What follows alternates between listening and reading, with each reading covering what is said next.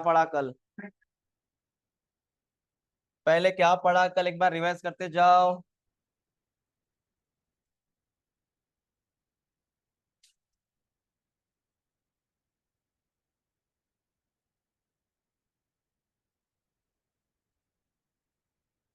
File कहाँ गई उसकी?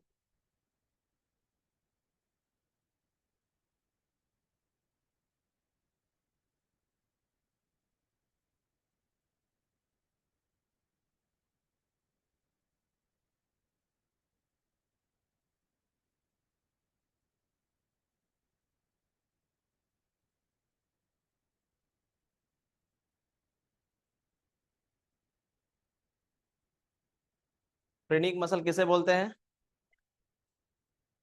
एब्डोमेन को बोलते हैं। जब फ्रेनिक मसल कॉन्ट्रैक्ट होती है तो क्या होता है? एब्डोमेन, हाँ, फ्लैट होता है। फ्रेनिक मसल रिलैक्स होती है तो डोम शेप। ओके। रिब्स में कौन सी मसल थी रिब्स में? उसके दो प्रकार थे, एक था और एक था इंटरनल। हाँ, एक था इंटरनल, एक था external, that is intercostal muscle. ठीक है। ओके। क्या हुआ इसको?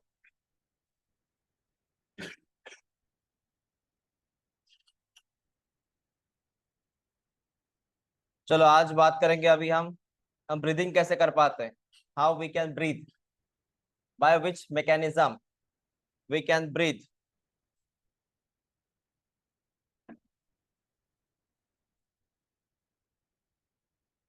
हम ब्रीदिंग कर कैसे कर पाते हैं बेटा? तो हेडलाइन लिखिए, मैकेनिज्म ऑफ ब्रीदिंग करके, ब्रीदिंग का मैकेनिज्म।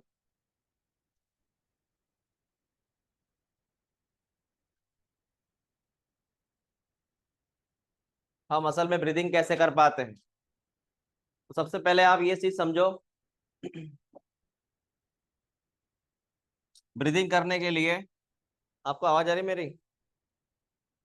जगह है ना तो आगे। ब्रीदिंग का मतलब होता है दो चीज। एक का नाम इनहेलेशन, एक का नाम है एक्सेल। एक कौन है बेटा? इनहेल। दूसरा कौन? इनहेल। और हाँ, ये होता कैसे सर, समझना मेरी बात। ये होता है एक चीज की वजह से। कोई भी हवा है, ये हवा, पानी, हवा अगर फ्लो होता है तो उसके लिए चाहिए एक डिफरेंस। क्या चाहिए? डिफरेंस को हम कहते हैं ग्रेडियंट। क्या बोलते हैं? हाँ। जैसे कॉन्सेंट्रेशन ग्रेडियंट, वैसे होता है प्रेशर ग्रेडियंट। कौन? मतलब प्रेशर का डिफरेंस। एक तरफ प्रेशर ज्यादा होगा, एक तरफ प्रेशर कम होगा। तो मेरी बात सुनना बेटा। इनहेलेशन कब होता है? इनहेलेशन तब होता है जब एटमॉस्फियर 80 मतलब एटमॉस्फियर और ये तुम्हारा लंग्स, बराबर है। तो इनहेलेशन कब होता है? इनहेलेशन का मतलब है बाहर की हवा अंदर आना। ये कब होता है? जब बाहर का प्रेशर पॉजिटिव है और अंदर का प्रेशर, मतलब अंदर का प्रेशर कम है, बाहर का प्रेशर, तब हवा अंदर आती है। तो बाहर का प्रेशर ज्यादा, अंदर का प्रेशर, तो अंदर का प्रेशर निगेटिव होना चाहिए, देन हवा अंदर आएगी। मतलब from high pressure to, exactly. Positive का मतलब है हाई प्रेशर, इसका मतलब है लो प्रेशर। समझ में आया? एक्सेल कब करेंगे? एक्सेल तब करेंगे बेटा जब आपका एटमॉस्फेयर का प्रेशर और आपका लंग्स का प्रेशर, जिसमें लंग्स का प्रेशर क्या है और एटमॉस्फेयर का, तब जाके हवा बाहर आएगी। इतना क्लियर हुआ? ये सारा खेल डिपेंड करता है प्रेशर ग्रेडियंट पे। काय पे? हाँ।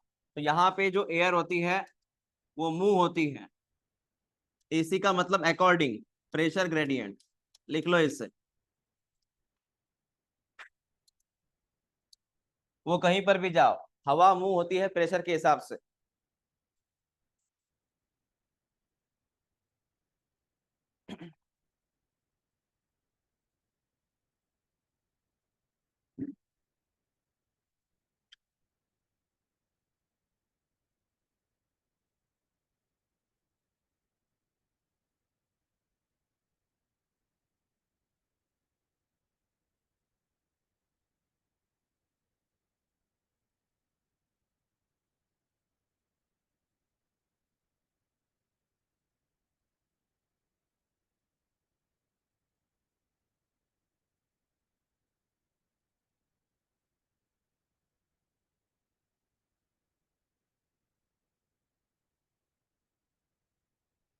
लिख लिया आपने?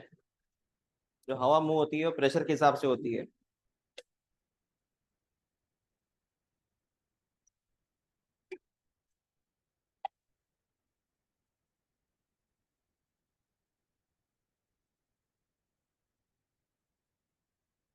चलो, अब हम पढ़ेंगे कि हम इंस्पिरेशन कैसे करते हैं, हवा अंदर कैसे आती है, हवा अंदर कैसे आती है, इंस्पिरेशन कैसे होता है।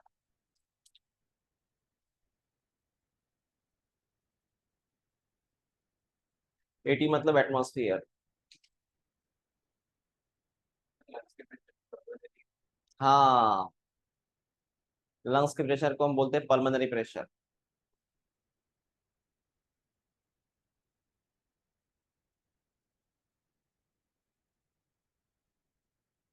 पल्मोनरी का और एक नाम है इंट्रा पल्मोनरी। Intra pulmonary. चलो, देखो बेटा इधर, हम इंस्पिरेशन कैसे करते देख ले। इसके लिए कल की मसल थोड़ी याद करना। आपका टॉपिक है इंस्पिरेशन कैसे होता है। पहली खासियत, समझो चीजों को, इंस्पिरेशन हम कैसे करते हैं। पहली चीज, तुमको पता है इंस्पिरेशन के लिए बाहर की हवा और अंदर की हवा, लंग्स मतलब पल्मोनरी, अंदर की, अंदर का प्रेशर क्या चाहिए, बाहर का प्रेशर। हाँ, तो ये कैसे होगा सर, अंदर का प्रेशर निगेटिव कैसे होगा।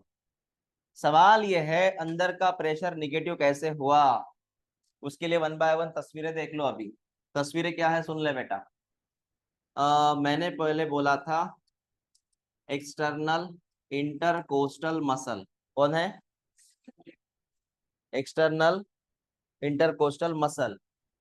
ये मसल एक्चुअल में कॉन्ट्रैक्ट होती है, क्या होती है, कॉन्ट्रैक्ट। इसके कॉन्ट्रैक्ट होने से क्या होता है, इसके कॉन्ट्रैक्ट होने से क्या होता है, इसके कॉन्ट्रैक्ट होने से बेटा जो रिब्स होते हैं अपने, ये रिब्स वाला एरिया, ये ऊपर और आगे आता है, ऊपर और आगे। हाँ। हम्म। देखो, जब सांस लेते हैं ना, ऊपर आगे आता है, मतलब ये वाला एरिया आगे आता है। इमेजिन कर ये वाला एरिया आगे आया है, समझा। अगर ये वाला एरिया आगे आया तो अंदर का एरिया बढ़ेगा। ये वाला जो रीजन है, ये रिब्स आगे आते हैं, इसका मतलब अंदर का कौन बढ़ गया, एरिया। समझा मैंने क्या बोला। तो जब एक्सटर्नल इंटरकोस्टल मसल क्या होती है, कॉन्ट्रैक्ट, उसके कारण वहां पे डोर्सो वेंट्रल एरिया बढ़ता है। कौन सा एरिया, हाँ एक्चुअली इसको एक्सिस बोलते हैं, एरिया को हम यहाँ पे एक्सिस बोलेंगे, एक्सिस। ये बढ़ जाएगा। Sir what is dorso ventral, ये पीठ वाला एरिया और ये वाला एरिया, ये बढ़ जाएगा, मतलब कहने का मतलब है ये वाला एरिया बढ़ जाएगा। ये समझ में आया तुमको। हाँ, इसको और थोड़ा बढ़ाते, इधर लाते, यहाँ तक लाते, बढ़ गया सर ये। बेटा इसके बढ़ने से क्या होगा, इसके बढ़ने से क्या होगा बताते हैं। डॉर्सो वेंट्रल एक्सिस बढ़ने से वहां पे थोरासिस केज का एरिया बढ़ जाएगा, या थोरासिस चेम्बर बोल सकते हैं आप इसको। क्या बढ़ जाएगा, चेम्बर। चेम्बर बोलो या कैविटी बोलो, ये क्या बढ़ जाएगा, कौन बढ़ जाएगा, थोरासिस चेम्बर बढ़ गया। हाँ, ये तुम्हारी पहली घटना हो गई। अब दूसरी घटना क्या है सुनो। मतलब पहले घटना में कौन बढ़ गया बेटा, ये वाला area, dorsal ventral, dorsal ventral. दूसरा सुनो, दूसरी कौन सी मसल थी, फ्रेनिक मसल। ये फ्रेनिक मसल कहाँ थी, डायफ्राम में। ये मसल कॉन्ट्रैक्ट होती है, क्या होती है, कॉन्ट्रैक्ट। इसके कॉन्ट्रैक्ट होने से क्या होगा, तुम्हारी फ्रेनिक मसल मतलब डायफ्राम की मसल कॉन्ट्रैक्ट होगी। इसके कॉन्ट्रैक्ट होने से तुम्हारा डायफ्राम फ्लैट हो जाएगा, क्या हो जाएगा, देख लो ना इधर। डायफ्राम नेचुरली कैसा है, डोम शेप है, रिलैक्स। तुम्हारी कौन सी मसल कॉन्ट्रैक्ट हो गई, फ्रेनिक मसल। फ्रेनिक मसल कहाँ रहती है, डायफ्राम। डायफ्राम क्या हो गया, मतलब फ्रेनिक मसल क्या हो गई, कॉन्ट्रैक्ट, मतलब डायफ्राम क्या हो गया, फ्लैट। क्या हो गया, इससे ये एरिया बढ़ेगा, top to bottom. Top to bottom को बोलते हैं अपन एंटीरियो पोस्टेरियर। एंटीरियो बढ़ गया ना अंदर का एरिया, एंटीरियो पोस्टेरियर। तो उससे बढ़ेगा बेटा, इसकी वजह से होगा एंटीरियो पोस्टेरियर। ये जो एक्सिस है ये बढ़ जाएगा, ये एक्सिस बढ़ गया। एक्सिस बढ़ने से अल्टीमेटली बेटा क्या होगा, कौन बढ़ेगा, थोरासिस चेम्बर। कौन बढ़ेगा, कहने का मतलब है आप ऐसे बढ़ाओ, इसको बोलते हैं डॉर्सो वेंट्रल, या आप ऐसे बढ़ाओ, अल्टीमेटली कौन बढ़ने वाला है, थोरासिक चेम्बर। इतना क्लियर हुआ, एक बार रिपीट कर। अम, जब तुम्हारे इंटरकोस्टल मसल अगर कांटेक्ट होती है तो कौन बढ़ेगा, डॉर्सो वेंट्रल। तुम्हारा डायफ्राम की मसल कांटेक्ट होने से कौन बढ़ेगा, एंटीरियो पोस्टीरियर। अल्टीमेटली कौन बढ़ेगा, थोरासिक चेम्बर बढ़ेगा। इसके बढ़ने से इसके अंदर वो बलून का नाम क्या था, पल्मनरी, मतलब लंग्स थे, कौन थे, ये बढ़ने से कौन बढ़ेगा, लंग्स। जैसे टायर बढ़ने से कौन बढ़ेगा, ट्यूब। टायर बढ़ने से कौन बढ़ सकता है, ट्यूब बढ़ सकता है ना, है ना। ट्यूब बढ़ रहा है, टायर ही नहीं बढ़ रहा, प्रॉब्लम होगी ना। तो टायर बढ़ने से कौन बढ़ेगा उधर, ट्यूब। इसका मतलब है वहां पे इंट्रा पल्मनरी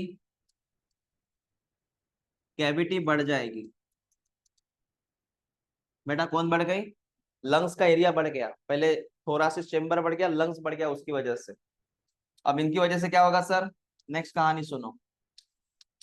आपको ये पता है जब आपका एरिया बढ़ता है तो प्रेशर कम होता है अल्टीमेटली, एरिया बढ़ने से, क्योंकि वो इनवर्स प्रोपोर्शनल है। कैसे है, उल्टा है ना सब खेल। एरिया बढ़ने से कौन कम होगा, प्रेशर। तो वहां पे तुम्हारा पल्मोनरी प्रेशर कम होगा। तुम्हारा क्या कम होगा, पल्मोनरी प्रेशर कम होगा। क्या होगा, कम। और पता है पल्मोनरी प्रेशर कम होने का मतलब है प्रेशर निगेटिव हो गया। क्या हो गया, निगेटिव।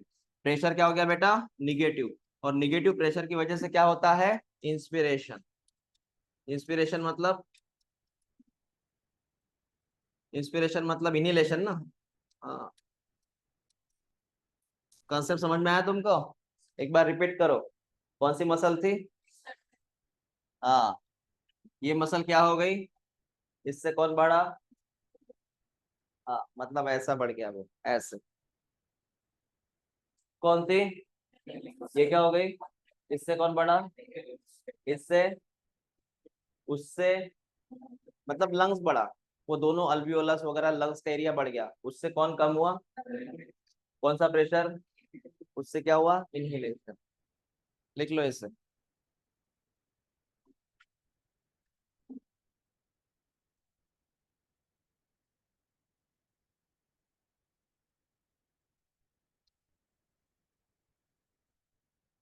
Intra pulmonary pressure.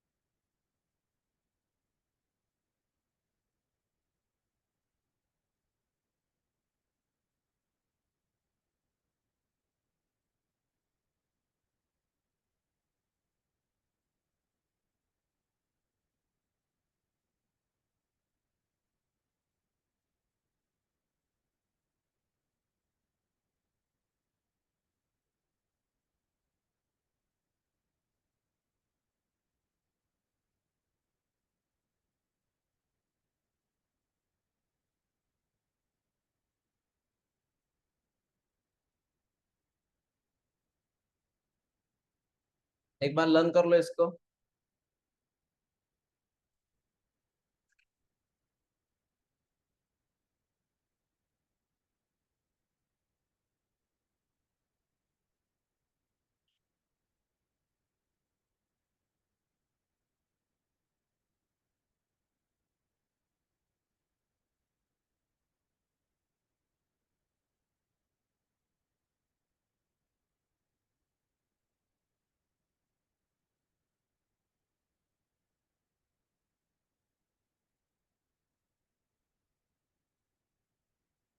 हो गया।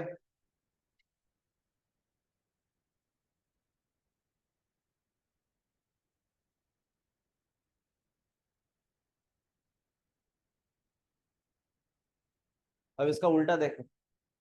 कुछ नहीं करना, सारी चीजें रिलैक्स करना, पूरा खेल उल्टा हो जाएगा। कैसे, समझना। अब क्या करना, एक्सपिरेशन ना। एक्सपिरेशन के लिए अंदर का प्रेशर क्या होता है, पॉजिटिव। कैसे, वो समझो। सिर्फ कॉन्ट्रैक्ट के बदले कौन सी मसल होगी, मसल क्या होगी, रिलैक्स। एक्सटर्नल इंटरकोस्टल मसल क्या हो गई, इसकी वजह से ये जो एरिया बढ़ गया था, कौन, डॉर्सोवेंट्रल, ये वापस अपनी जगह आएगा ना। वापस अपनी जगह मतलब क्या होगा, कम। क्या होगा, कम। इधर भी देख लो, कौन सी मसल है, ये भी क्या होगी बेटा, रिलैक्स। इसके रिलैक्स होने से कौन सा एक्सिस था ये एक्सिस क्या होगा, कम। समझ में आया, क्या होगा, कम। इसके कम होने से ये और ये दोनों कम होने से कौन सा चेम्बर कम हुआ, इसके कम होने से अल्टीमेटली एरिया कम, तो पल्मोनरी कैविटी भी कम। थोरासिस चेम्बर कम हुआ ना, तो लंग्स भी क्या हो जाएगा, कम। थोरासिस मतलब ये रिब्स वाला एरिया, इसको थोरासिस बोलते हैं, उसके अंदर लंग्स रहता है।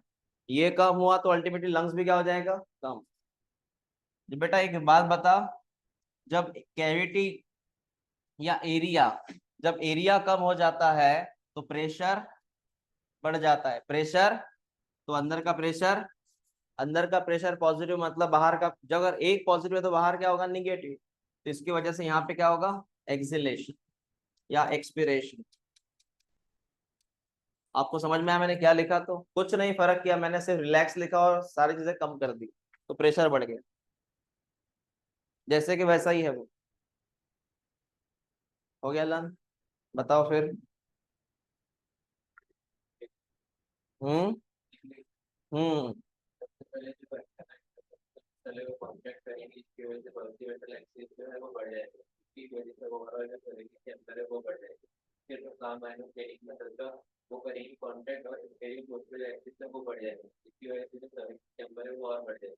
इसकी वजह से जो इंट्रापल्मोनरी कैविटी है वो ओवरऑल बढ़ जाएगी और इंट्रापल्मोनरी प्रेशर वापस क्रिएट होगा। अंदर का प्रेशर का बाहर का प्रेशर ज़्यादा है तो प्रेशर ग्रेडियंट क्रिएट होगा, इसकी वजह से अंदर से बाहर से एयर अंदर है। इसको बोलेंगे एक्चुअली इसका पूरा उल्टा हो जाएगा। एक्सटर्नल इंटरकोस्टल मसल जो है वो रिलैक्स हो जाएगी, जिसकी वजह से जो डॉर्सियोमेटल एक्सिस है वो कम हो जाएगी, जिसकी वजह से कोलिक चैम्बर कम हो जाएगा। जो ट्रेनिंग मसल जो है वो भी रिलैक्स कर जाएंगे, इसलिए इसकी वजह से इंटीरियर पोस्टल एक्सिस है वो भी कम हो जाएगा। तो ओवरऑल देखेंगे तो इंट्रापल्मोनरी कैविटी वो कम हो जाएगी और अंदर के पॉजिटिव प्रेशर जो है कम हो जाएगा, जिसकी वजह से अंदर का प्रेशर जो है वो ज्यादा हो जाएगा बाहर के प्रेशर, इसलिए हवा जो है वो बाहर। गुड, अच्छी बात है। ये हुआ था 12th में, ये हुआ था। ओके।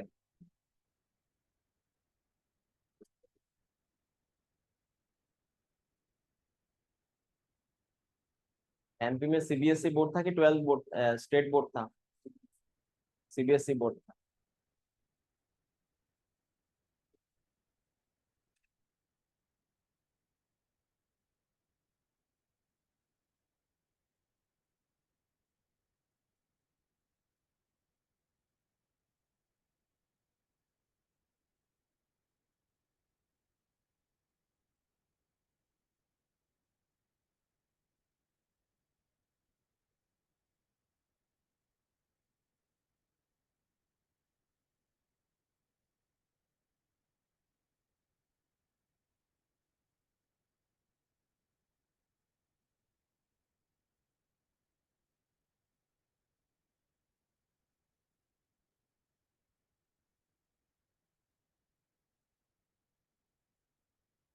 चल हो गया बेटा।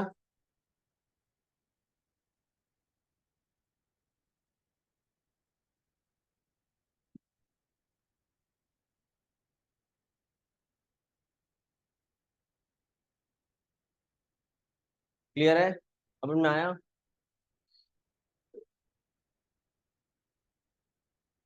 जिनका पहले कुछ नहीं हुआ है नीट में, वो बताया करो कि क्या समझा क्या नहीं समझा। चलो आगे बात करते हैं। सर ये हुआ तुम्हारा नॉर्मल ब्रीदिंग। अभी तुम जो ब्रीदिंग कर रहे हो नॉर्मल है वो, एकदम नॉर्मल। कितना टाइम है ब्रीदिंग का? 16, 12 to 16। आप 12 से 16 टाइम कर सकते हो ब्रीदिंग, मतलब इनहेलेशन एक्सहेलेशन 1 मिनट में। मैं बात करता हूँ फोर्सफुल ब्रीदिंग की। अगर मैं फोर्सफुल ब्रीदिंग की बात करूँ, वो पेट से होता है, मतलब वहां पे स्टमक आपका एब्डोमेन काम करता है, अगर आपको फोर्सफुल ब्रीदिंग करवानी हो। हाँ, ओके। तो फोर्सफुल ब्रीदिंग कैसे होता है ये लिखना हो गया ना तुम्हारा। फोर्सफुल ब्रीदिंग के लिए क्या होता है सर, बेटा मेरी बात सुनना। फोर्सफुल ब्रीदिंग के लिए क्या होता है? इसके लिए पहली चीज, इसमें दोनों रोल प्ले कर रहे हैं सर। कौन कौन समझाते हैं? इससे पहले रोल प्ले कर रहा है इंटरनल इंटरकोस्टल मसल। कौन? जो अंदर से है, इंटरनल इंटरकोस्टल मसल ये काम करती है। देखो इंटरकोस्टल का मत, इंटरनल छोड़ दो, इंटरकोस्टल का मतलब है बिटवीन द टू रिब जो मसल है वो, ऐसे एरिया को नाम दिया अपन इंटरकोस्टल। तो इसमें एक बाहर होती है एक्सटर्नल इंटरकोस्टल मसल, एक अंदर होती है इंटरनल इंटरकोस्टल मसल। हाँ, तो आप मैंने क्या बोला, इंटरनल इंटरकोस्टल मसल ये काम करेगी। और दूसरा है बेटा आपकी एब्डोमेन की मसल, ये दोनों मसल काम करेगी। बेटा ये दोनों मसल काम करेगी। इंटरनल इंटरकोस्टल मसल ये क्या होती है सर, कॉन्ट्रैक्ट। और बेटा ये भी क्या होती है, कॉन्ट्रैक्ट। दोनों मसल क्या होती है, कॉन्ट्रैक्ट। उससे तुम्हारा उससे तुम्हारा क्या होगा सर, उससे तुम्हारा ये कैविटी कम हो जाएगा। सर कौन सा कैविटी? थोरासिस कैविटी। कौन सा कैविटी कम होगा? कम होगा। इसके कम होने से इसके कम होने से इसके कम होने से intra pulmonary intra pulmonary pressure या इंट्रा पल्मोनरी कैविटी, बेटा ये भी क्या हो जाएगी, कम। थोरासिस कम होने से कौन कम होगा, लंग्स। और लंग्स के कम होने से अल्टीमेटली प्रेशर क्या बढ़ेगा, प्रेशर क्या होगा, बढ़ेगा। कौन सा प्रेशर?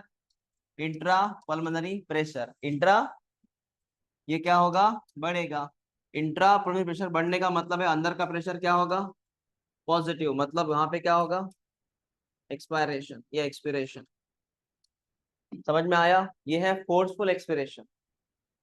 रिपीट कर, कौन सी मसल कॉन्ट्रैक्ट हो गई इस बार, और उधर इनके कॉन्ट्रैक्ट होने से सीधा थोरेसिस कैविटी क्या हो गई, कम।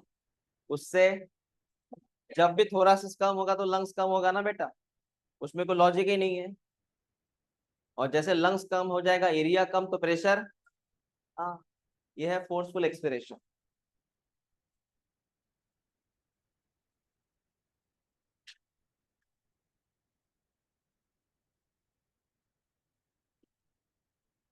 यहाँ पे थोरेसिस कैविटी कम का मतलब आप यहाँ पे वॉल्यूम लिख सकते हो, इसका वॉल्यूम कम होता है, उससे इसका भी वॉल्यूम कम होता है, हम इसको वॉल्यूम में गिनते हैं।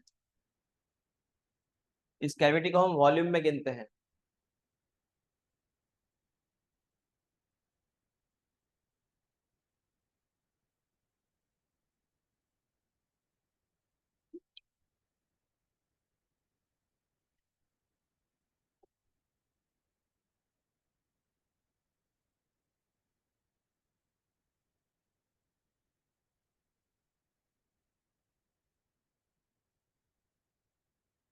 आओ कृष्णा जी। ऑटो वाले लेट आए, तुम लेट हो गए।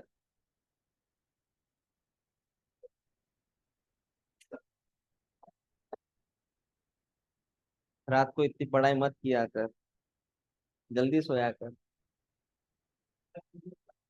तरी वेळ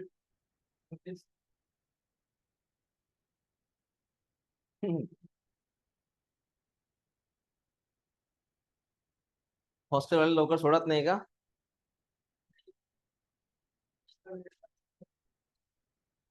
नाश्ता व्हायला वेळ लागतो हॉस्टेलमध्ये.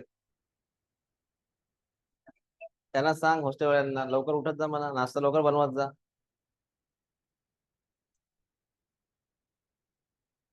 गर्ल्स में से नाश्ता कौन करके आते? कोई नाश्ता नहीं करके आते? चक्कर आएगा ना एक दिन.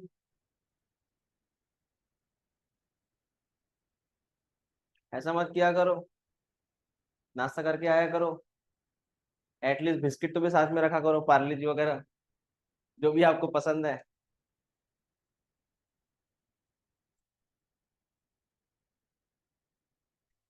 बिस्किट बोलो, चॉकलेट बोलो, ये मुझे एक्सपीरियंस है ये. मतलब आप इतना सहन नहीं कर पाते.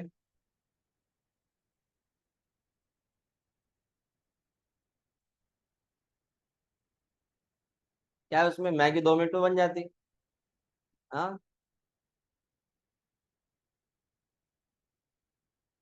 हो गया बेटा लिखना.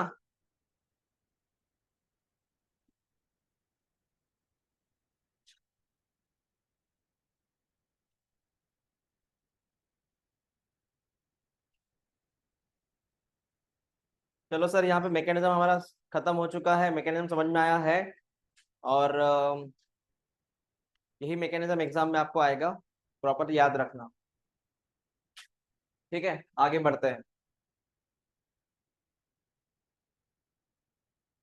सर यहाँ पे हमने बात कर ली, तुमको एग्जाम में आएगी तो डायग्राम आएगी वो. मतलब ये तो आएगा, डायग्राम पाएगी. डायग्राम वो पूछेंगे डायग्राम काय की है ये. पहली चीज तुम याद रखो, जब तुम इंस्पिरेशन करते हो, ये चीज याद रखना, ऐसा क्वेश्चन आता है, इंस्पिरेशन जब करते हो तो यू रिक्वायर्ड सम एनर्जी. तो it is active process. Which process? और एक्टिव के लिए क्या लगता है? एनर्जी, एटीपी लगता है. और जब सांस छोड़ते हो तो इसको एनर्जी की जरूरत नहीं है, तो ये कौन सी प्रोसेस है? पैसिव. तो कौन सी प्रोसेस एक्टिव है? Which one is passive? Expiration. तो एक्टिव पैसिव याद रखना. ओके, एक्टिव पैसिव याद रखना बेटा. पहली चीज तुम याद रखो, ये कौन सा एक्सिस है? AP, anteroposterior. इसको डीएपी याद रखना, डीएपी. मतलब डायफ्राम की वजह से क्या क्या इंक्रीज हुआ या क्या कम हुआ? एपी कम हुआ. एपी मतलब एंटेरियो पोस्टेरियर, डीएपी. है ना, डीएपी या डीपीए, जो भी है वो. और दूसरा, तुम्हारे रिब्स की वजह से यहाँ पे इंटरकोस्टल मसल थी, एक्सटर्नल इंटरकोस्टल, मैं नॉर्मल की बात कर रहा हूँ, एक्सटर्नल इंटरकोस्टल मसल. उसकी वजह से तुम्हारे जो रिब्स है वो रिब्स बाहर आए थे ना, ऐसे. बाहर कैसे आए थे एक्चुअली? इसको दिखाया जाता है ऐसे अपवर्ड. इसका मतलब है रिब्स जो है इस तरह जा रहे हैं. रिब्स ऐसे आते हैं, अप, आगे. पहले अप आते, बाद में फॉरवर्ड आते हैं, आगे आते हैं फ्रंट में. ओके. हाँ सर, समझ में आया. इसलिए मैंने बोला दोनों डायग्राम आईएमपी है.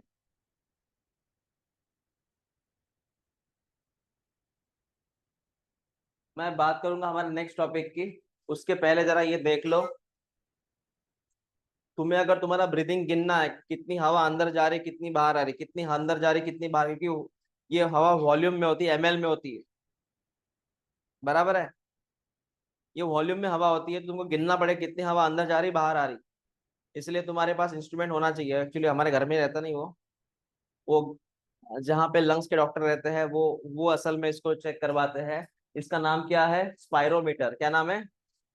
जो जिससे हम गिन सकते हैं कितनी हवा अंदर जा रही है, कितनी बाहर आ रही है. तो हमारा नेक्स्ट टॉपिक वही है actually. What is pyrometer? To measure the respiratory rate. तुम्हारा नॉर्मल रेट कितना था ब्रीदिंग का? छोटे बच्चे का, जो हार्डली 1 या 2 साल का हो, कम की ज्यादा रहता? ज्यादा रहता. क्या रहता? ज्यादा रहता.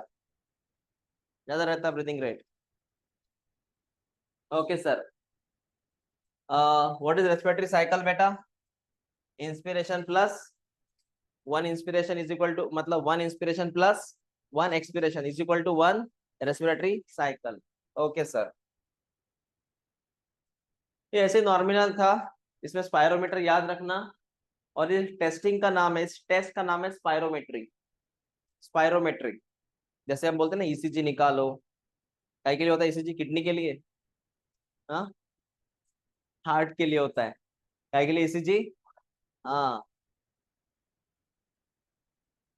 अब मैं बात करूंगा हमारे नेक्स्ट टॉपिक की। चलो, नेक्स्ट टॉपिक का नाम है रेस्पिरेटरी वॉल्यूम एंड कैपेसिटीज। इसमें वैल्यू बड़े याद रखने पड़ते हैं, इसका एक ही फंडा है, वैल्यू याद रखो। सिंपल सा कंसेप्ट है, तुम्हारे अंदर कितनी हवा जा रही कितनी आ रही है उसको कैलकुलेट करना पड़ेगा। That is called as respiratory volume and capacities. So your next topic open कर बेटा। कुछ नहीं, सिर्फ तू वैल्यू लर्न कर और ये समझ ले कि ये है क्या कंसेप्ट, ये क्या है कंसेप्ट, इतना समझ ले। चलो देखो बेटा, वन बाय वन। सबसे पहले रेस्पिरेटरी वॉल्यूम में चार चीजें याद रखो, अभी की अभी लर्न करो। एक आता है टीवी, एक आईआरवी, एक ईआरवी और एक आरवी। पहले इसको लर्न करो तुम।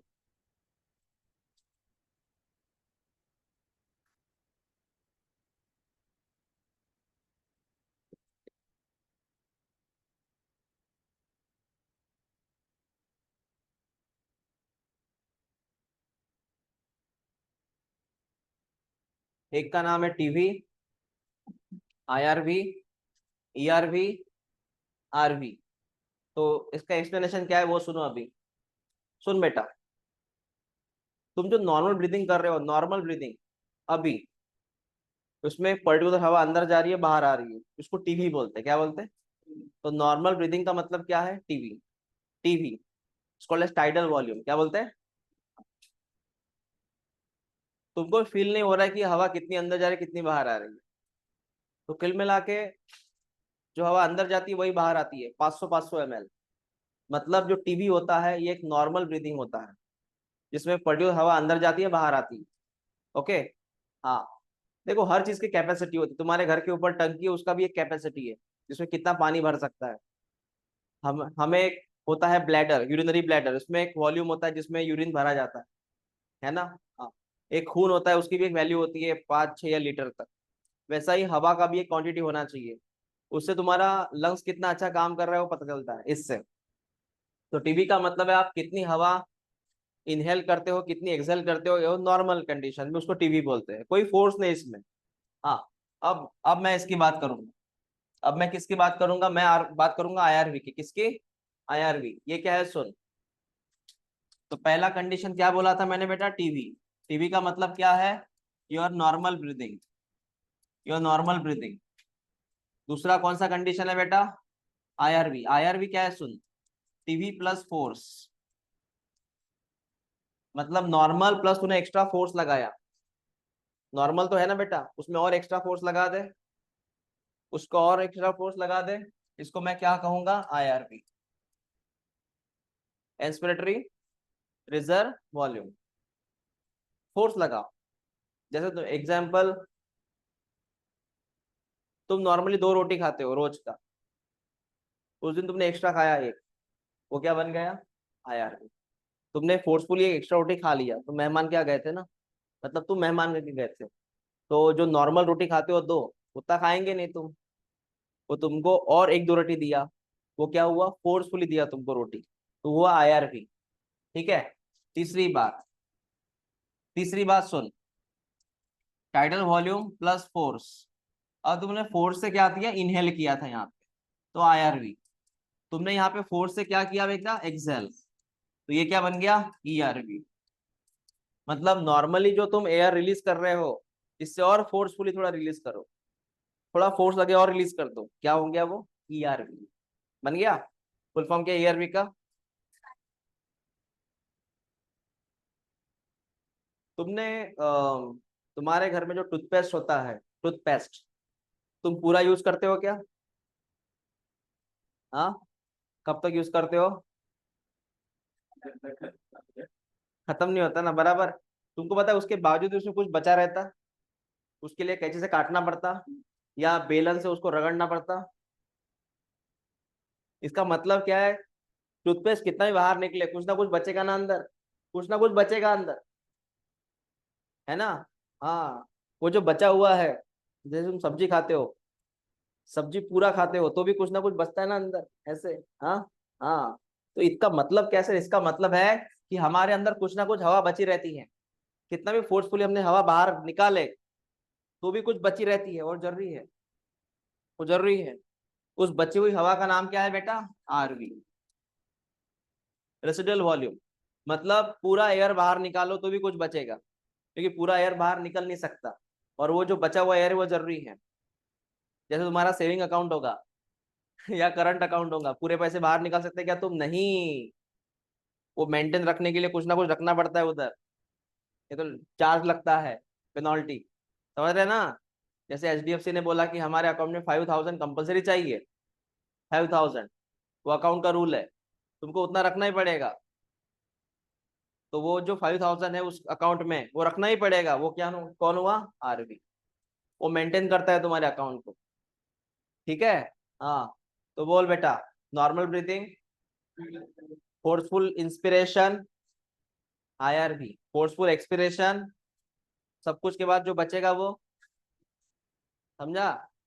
रिपीट करो एक बार, क्योंकि इसके बाद कैपेसिटी आने वाले हैं। Normal breathing, head volume, forceful inspiration, expiration forceful, और जो बचेगी हवा वो, एग्जैक्टली। सर आरवी क्यों चाहिए? बेटा आरवी इसलिए चाहिए, ये तुम्हारा लंग्स का एरिया है, अल्वियोला है, इसमें रेसिडुअल वॉल्यूम जो है बचा हुआ एयर इसलिए चाहिए ताकि वो यहाँ का सरफेस मेंटेन रखे, सरफेस टेंशन मेंटेन रखे, यहाँ का प्रेशर मेंटेन रखे। अगर ये पूरी हवा निकल गई ना, ये कोलैप्स हो जाएगा ऐसे एकदम धड़ाक से। क्या हो जाएगा? कोलैप्स। ये ना हो, इसलिए होना चाहिए वो। अगर पूरी हवा निकल गई, ये आरवी है बेटा इसका, जो बची हुई हवा, अगर ये भी हवा निकल गई ना, तुम्हारा पूरा लंग्स क्या हो जाएगा? एकदम से धड़ाक से कोलैप्स हो जाएगा, ब्लास्ट हो सकता है प्रेशर की वजह से, इसलिए वो चाहिए। ओके सर, समझ में आया? चलो क्लियर है। इसका वैल्यूज एक बार लर्न कर लो। टीवी की वैल्यू, आईआरवी की वैल्यू, ईआरवी की वैल्यू, आरवी की वैल्यू लर्न करो, क्योंकि उसके साथ तुमको कैपेसिटी के निकालना है कैलकुलेशंस। नहीं कर सकता। तुम गिन सकते हो कितना कोलगेट बचा है अंदर? गिन सकते हो क्या? अब उसमें नहीं गिन सकते ना। हाँ,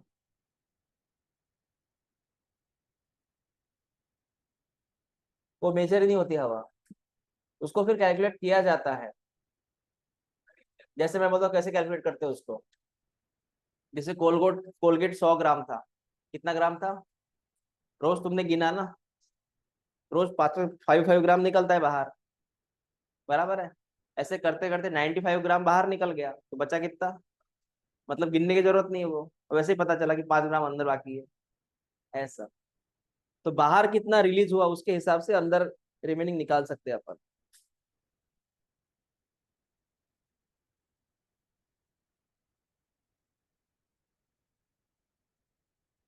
हो गया वैल्यू लर्न? हो भी गए? बोलो टीवी की वैल्यू, आईआरवी, ईआरवी। हमें याद रखना, इंस्पिरेशन की वैल्यू ज्यादा होती है, एक्सपिरेशन की कम होती है। एक्सपिरेशन कम होता है क्योंकि इंस्पिरेशन में आप फोर्स लगाते हो, एक्टिव प्रक्रिया है, कैसे? फोर्स होता है उसमें, है ना? इंस्पिरेशन की थोड़ी हवा कम होगी। आरवी कितना होता है?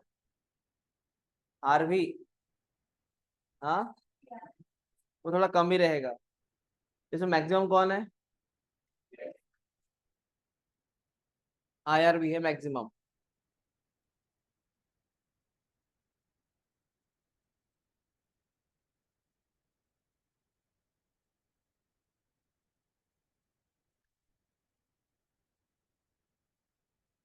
ये जो है 500 ml, ये पर मिनट का हिसाब है कि पर ब्रीदिंग का हिसाब है? पर ब्रीदिंग का हिसाब है, 500 ml पर ब्रीदिंग का है। तो 1 मिनट में कितना हुआ? हाँ, नियर अबाउट। 500 ml कितने का हिसाब है? 1 ब्रीदिंग का। और तुम 1 मिनट में कितना ब्रीदिंग करते हो? 12 से 16 के बीच में ब्रीदिंग करते हो ना, तो कैलकुलेट करो फिर। एक इसमें तुम 500 ml कर रहे हो, तो तुम 1 मिनट में कितना ब्रीदिंग करते हो, 12 से लेके 16 तक, तो उसके हिसाब से अंदाजा लगाओ फिर तुम। हाँ, अब आती है कैपेसिटीज। कैपेसिटी का मतलब बेटा है कि तुम्हारी क्षमता कितनी है एयर को कंज्यूम करने की, मतलब एडजस्ट करने की, इसको बोलते हैं कैपेसिटीज। जैसे मैंने बोला तुम्हारी कितनी कैपेसिटी, रोटी खा सकते हो, कितनी कैपेसिटी तुम्हारी, है ना। हाँ, जैसे कभी टेबल पंगत जब होती है तो हम रेस लगाते हैं, कौन कितना गुलाब जामुन खाएगा, रेस लगती है बेटा, कितने गोलगप्पे कौन खाएगा। वो क्या है, वो कैपेसिटीज है। क्या है वो, कैपेसिटीज, क्षमता। समझ रहे हैं। हाँ, आपने कभी रेस लगाई थी गोलगप्पे खाने की, नहीं खाई थी, शादी में नहीं, फुकट पे थे ना। वैसे कोई लगाता है क्या पैसों से, फ्री ऑफ कॉस्ट तो लगाएगा भाई। हाँ। चलो, तो सबसे पहले कौन आता सर, सबसे पहले आता है सर आईसी। आईसी का सिंपल मीनिंग सुन क्या है, पहले हवा को बाहर रिलीज कर पूरा, इसका अपोजिट बोल रहा हूं मैं। आईसी का मतलब तुमको पता है इंस्पिरेशन, लेकिन मैं बोल रहा हूँ कि पहले हवा को रिलीज कर, टोटल टोटल रिलीज कर हवा को, और बाद में एकदम से हवा भर, एकदम से हवा भर। तो कितना तू हवा भर सकता है, सर कितना हवा भर सकता है का मतलब बेटा है, सुन, टीवी तो पहले से ही है, और उसमें और कौन आएगा, आईआरवी। आईआरवी फोर्स होता है, क्या होता है, आईआरवी फोर्स। आईआरवी मतलब फोर्स होता है। मैं रिपीट करता हूँ,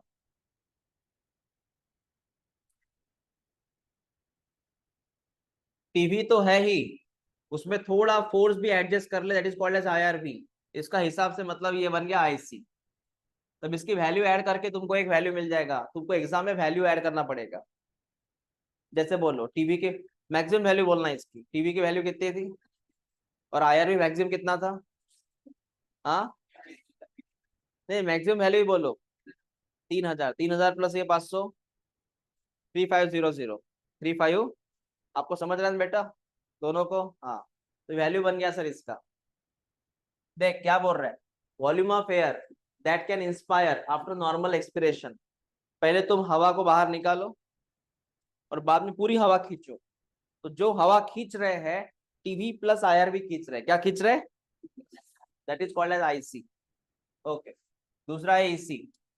अब इसका मीनिंग सुन, पहले नॉर्मल ब्रीदिंग में हवा खींच, पहले नॉर्मल ब्रीदिंग कर, इंस्पिरेशन कर, मैं इसकी बात कर रहा हूँ। तो पहले तू इंस्पिरेशन कर, किया, और फोर्सफुली हवा छोड़ दे, फोर्सफुली पहले नॉर्मल ब्रीदिंग कर। नॉर्मल ब्रीदिंग में पहले हवा हमने अंदर ली, अब फोर्सफुली बाहर छोड़ हवा को। तो ये क्या हो गया, टीवी प्लस कितना वैल्यू बनेगा, 500 प्लस 1100 मैक्सिमम थी, मतलब 1600, बराबर है 1600 हो गया। ये वैल्यू तुम्हारी एग्जाम में कभी भी बदल सकती है, तुमको उसमें फॉर्मूला पता होना चाहिए, फॉर्मूला पता होना चाहिए, वैल्यू एग्जाम में देंगे तुमको।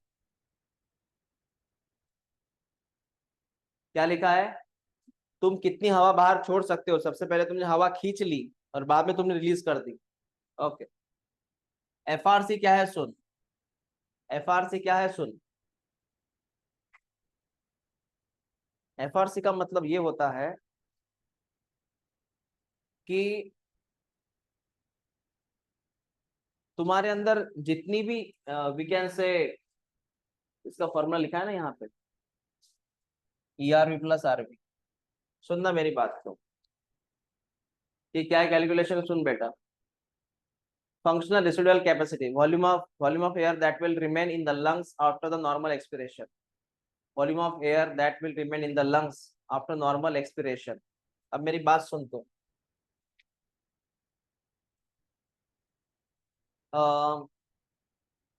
तुम्हारे अंदर तुम नॉर्मल एक्सपिरेशन कर रहे हो, क्या कर रहे हो, नॉर्मल एक्सपिरेशन कर रहे हो। नॉर्मल बोला मैंने, क्या बोला मैंने, एफआरसी क्या है सुनना। तुम्हारे लंग्स में क्या क्या है बता, टीवी बचा है, टीवी मतलब नॉर्मल, उसके बाद में है ERV, मतलब फोर्स वाला चीज, और एक RV, ये बचा रहता है हमेशा। तुम्हारे लंग्स में फिलहाल इतनी हवा है। सर कितनी हवा है? टीवी मतलब नॉर्मल हवा है, फोर्स वाली हवा है, और कौन है बेटा? RV तो है ही पहले से। समझा मैंने क्या बोला? तो तुम्हारे लंग्स में कौन कौन सी हवा है बता अभी? नॉर्मल वाली है, फोर्स वाली भी है, और RV तो है ही ना। तुमने इसमें से सिर्फ किसको बाहर निकाला? किसको बाहर निकाला? तो बचा कौन? इसको बोलते हैं FRC। जो बचा कौन? तो इसको क्या बोलेंगे अपन? FRC। समझा तुमको कि तुम्हारे लंग्स में कौन बचा? हमने नॉर्मल ब्रीदिंग किया, नॉर्मल जब ब्रीदिंग किया तो बाहर से कौन गेट आउट हुआ? तो बचा कौन? मतलब फोर्स वाली हवा बची, प्लस RV तो है ही वो permanent, that is called as FRC। समझा तुमको? हाँ। तो नॉर्मल ब्रीदिंग करने के बाद जो हमारे अंदर हवा बची है RV प्लस वो फोर्स वाली हवा, उसको बोलेंगे अपन FRC। समझा सर? तो इसके वैल्यूज याद रखना। FRC का फॉर्मूला क्या है बेटा? ERV प्लस RV, इसका फॉर्मूला याद रखना, और इसका नंबर याद रखना कितना आएगा। तो उसके बाद में, सुन, VC। VC का मतलब वाइटल कैपेसिटी। वाइटल कैपेसिटी, इसका मतलब तुम्हारे अंदर हवा आने वाली हवा, जाने वाली हवा, और जो नॉर्मल हवा, तीनों का कैलकुलेशन। सर कैसे? क्या? सुन बेटा, तुम्हारे लंग्स के अंदर जो आने वाली हवा, जाने वाली हवा, नॉर्मल हवा, रिपीट कर, नॉर्मल हवा, जाने वाली हवा, आने वाली हवा, इन सबका अगर सम करेगा तो सम, सम मतलब कितनी हवा है अंदर। एक जो हवा आई थी हवा वो, एक जो जा रही थी फोर्सफुली, जो फोर्सफुली आ रही थी वो, जो फोर्सफुली जा रही थी वो, प्लस कौन? टीवी, प्लस कौन? मतलब नॉर्मल हवा। रिपीट कर, फोर्सफुली आने वाली हवा, फोर्सफुल जाने वाली हवा, और ये कौन? नॉर्मल हवा। इनका कॉम्बिनेशन से हम क्या बोलेंगे? VC। क्या बोलेंगे? और तीनों हवा तुम्हारे लंग्स में है अभी भी। कौन कौन सी हवा है? देख एग्जाम्पल, एग्जाम्पल सुन। मैंने इंस्पिरेशन किया ना इंस्पिरेशन।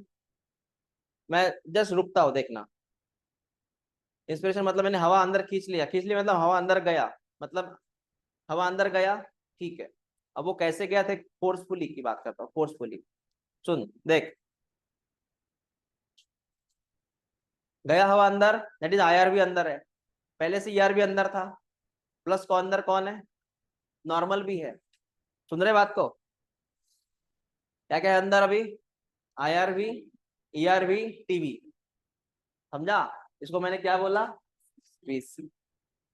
हाँ ठीक है सर। एंड लास्ट, जब तुम सबको गिनते हो, IRV, ERV, TV, RV, सबको गिनते हो, सबको, तो क्या बोलना है इसको? टोटल लंग्स कैपेसिटी, कि तुम्हारे लंग्स में कितनी हवा है पूरी मिला के, RV मिला के। समझा तुमको? अब रिपीट कर, फोर्सफुल इंस्पिरेशन प्लस अंदर से ऑलरेडी कौन था जो रिलीज नहीं किया हमने अब तक, प्लस कौन था? क्या बना कुल मिला के? हाँ, इसमें हमने एक चीज काउंट नहीं किया, RV काउंट किया क्या? नहीं। लेकिन जब अगर मैं इसमें RV लगा दूं, RV लगा दूं, तो बेटा इस कंसेप्ट का नाम क्या है? Total lungs capacity. है फर्क दोनों में? हाँ, ये कंसेप्ट है। अब मैं वन बाय वन आपसे पूछूंगा, आप जवाब देना। सुन बेटा, क्या कंसेप्ट है, वन बाय वन जवाब देना। जब तुम्हारे लंग्स में अगर मैं TV, IRV, ERV plus RV सबको गिनो तो क्या बनेगा? Very good. जब तुम्हारे लंग्स में मैं फोर्सफुली जो हवा आई थी वो, फोर्सफुली हवा जा रही है वो, प्लस नॉर्मल हवा, क्या विनो? Vital capacity. Very good. जब तुम्हारे लंग्स से मैं ओनली ERV प्लस RV दोनों को गिनू तो, मतलब इसमें IRV को मत गिनो, जो जाने वाली हवा है वो कितनी बची है, जाने वाली हवा कितनी बची है, क्या है इसका मीनिंग? FRC। समझा तुमको ये क्या था कंसेप्ट? हाँ हाँ। जब तुम्हारे लंग्स में नॉर्मल हवा तो थी पहले से, लेकिन तुमने आईआरवी भी खींच लिया, टीवी प्लस आईआरवी, नॉर्मल हवा तो थी और खींच ली, तो क्या बना? आईसी बना। कौन बना? है लॉजिक लग रहा? लास्ट कुछ बचा है क्या रे? ईआरवी प्लस टीवी क्या है? Expiratory capacity. कि तुम्हारे लंग्स में ईआरवी भी है और टीवी भी है, इन दोनों का कॉम्बिनेशन को हम बोलेंगे EC, expiratory capacity. Expiratory capacity का मतलब है तुम कितनी हवा बाहर छोड़ सकते हो, तुम कितनी हवा अंदर ले सकते हो, क्या कैपेसिटी है तुम्हारा लंग्स का। लर्न करो एक बार इसको, मुझे फॉर्मूला लर्न चाहिए। Learn the formula only.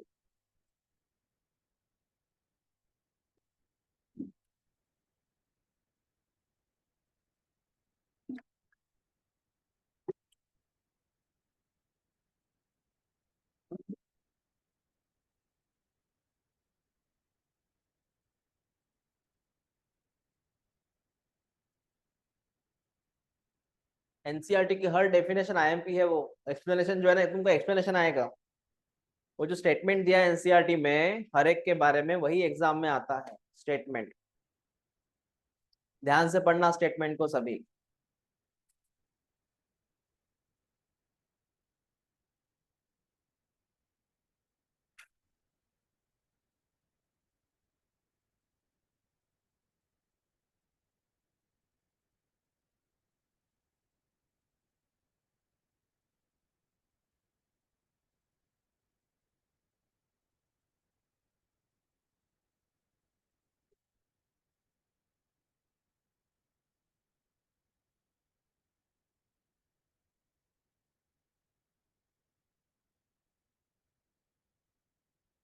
हो गया लर्न बेटा?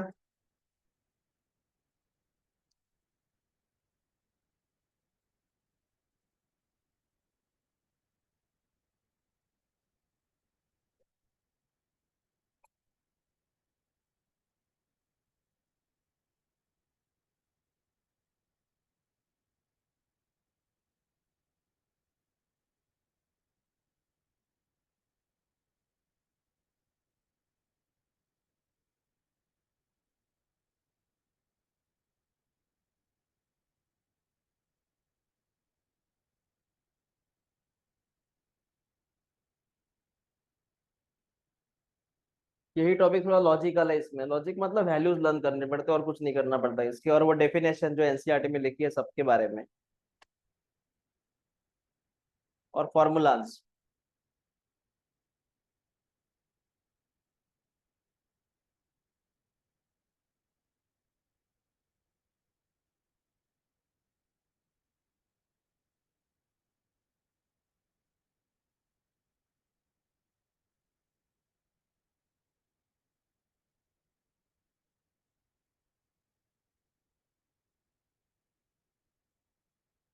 हो गया आपके फॉर्मूला?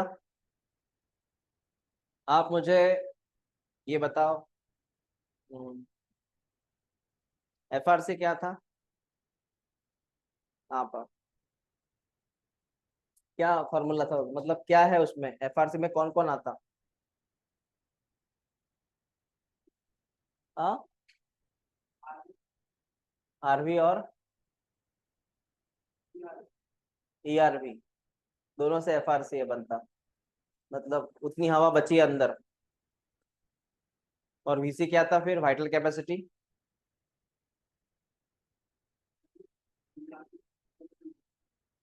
ओके, मतलब वीसी में आईआरवी ऐड करना पड़ता।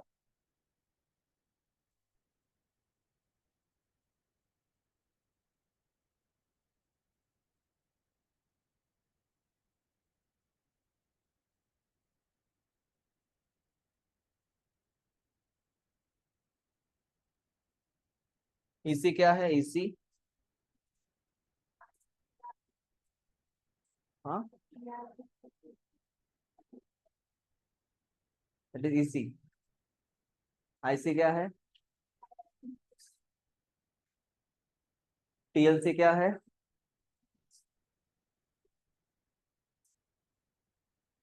हम्म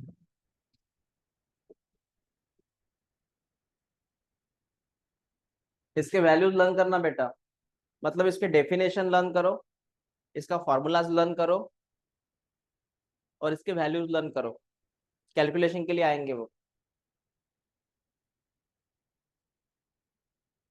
अब ये लास्ट क्या है वो सुन।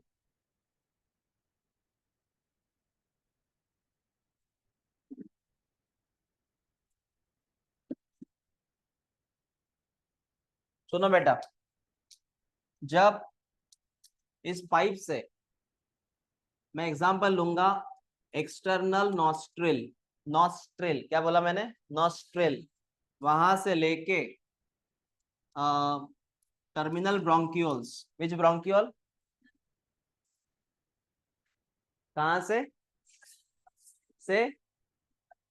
इसमें जो हवा होती है, इसमें जो हवा होती है ये कंडक्टिंग हवा है। ये कंडक्टिंग मतलब जो पाइप में है, जैसे एग्जांपल नल में पानी है, नल में पानी है, जैसे टंकी ऊपर, ऊपर कौन है, टंकी, और घर के अंदर नल, तो टंकी से लेके नल तक वो उस पाइप में पानी रहता कि नहीं रहता, कि अपने आप नल शुरू करने के बाद डायरेक्ट टंकी से पानी आता है, ऐसा नहीं होता ना, रहता ना, मैं उसी की बात कर रहा हूँ। तो ये जो हवा यहाँ अभी भी है, ये ट्रैक में नोज से लेके तो यहाँ तक जो हवा है, इस पहले तो इस एयर का नाम क्या है, इसको बोलते हैं डेड एयर, क्या बोलते हैं, क्योंकि ये सिर्फ है यहाँ पे, इसका अभी तक यूज नहीं है। तो जो हवा एक्सटर्नल नॉस्ट्रिल से लेके टर्मिनल ब्रोंकियोल्स तक है उसका नाम क्या है, डेड एयर, और उस जगह का नाम है डेड स्पेस, क्या नाम है, और वो होती है लगभग 150 ml हवा, वो होती है 150 ml एयर। तो याद रखना, नॉस्ट्रिल से लेके टर्मिनल ब्रोंकियोल्स तक, वो ब्रोंकियोल है, ब्रोंकाई लिखा उन्होंने, ये डेड स्पेस वाली हवा होती है। ओके सर, बात समझ में आ गई, ये डेड स्पेस वाली हवा होती है।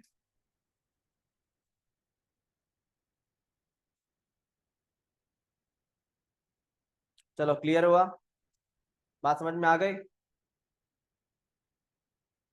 तो यहाँ पे आपका जो वॉल्यूम्स है और कैपेसिटीज है वो टॉपिक लगभग फिनिश हो गया है।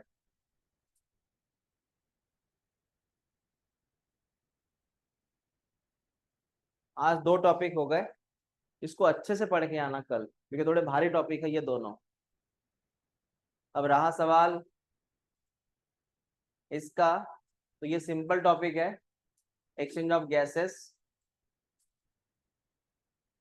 इसको मैं कल ही डिस्कस करूंगा, क्योंकि ये कंटिन्यू में है, फिर ये कंटिन्यू में है, फिर एक्सचेंज ऑफ गैस वाला topic, O2 CO2 then whatever.